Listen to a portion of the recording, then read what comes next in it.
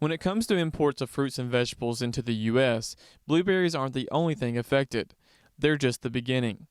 In fact, according to U.S. Census Bureau data, U.S. imports of Mexican bell peppers alone have increased from roughly 456 million in 2014 to more than 737 million in 2019. One producer that knows firsthand how impactful imports are is Bill Brim, CEO of Lewis Taylor Farms. Started back in 2015, really, is when we first got hit real hard by all the dumping that they were doing out of Mexico. Then in 16 and 17, in January of that year, it started and ran all the way through to June.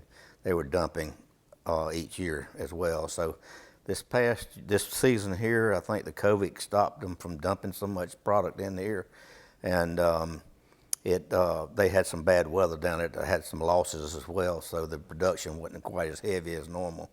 But it's always been a problem. One of the main things producers here in the U.S. are asking for is a level playing field.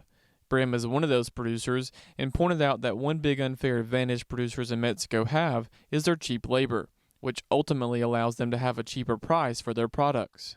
They're paying at 0.81 cents an hour, and we're paying 11.77 an hour. And we're providing housing and transportation and everything else for our workers. So we would like to see them step up to the plate and try to be on the same playing field as us. When you're paying 81 cents an hour versus 11.77, it doesn't take too many hours to put you out of whack. According to Brim, they can't compete with that with the regulations they have to follow. And if something doesn't get done soon, it will put him and other producers out of business in the next few years, something that's hard to face after being in this business for decades. We'll be gone in 5 years. If we don't get something changed, we'll be out of business in 5 years. I was telling somebody the other day, it's hard to do something for all your life, and then all of a sudden, and you thought you'd done really good, and done the right things, but now we're coming to an end because somebody else is putting us out of business. But all hope is not lost.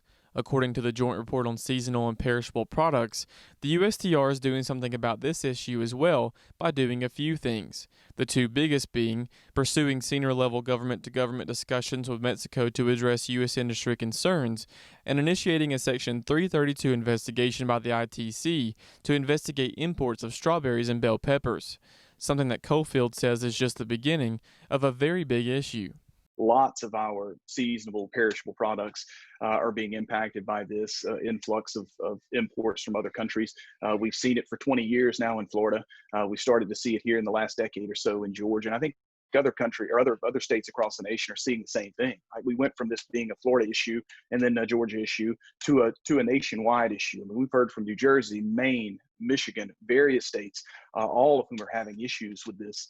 So I expect this to be the tip of the iceberg, kind of the beginning of probably a larger focus on this issue going forward. Reporting in Tift County for the Farm Monitor, I'm John Holcomb.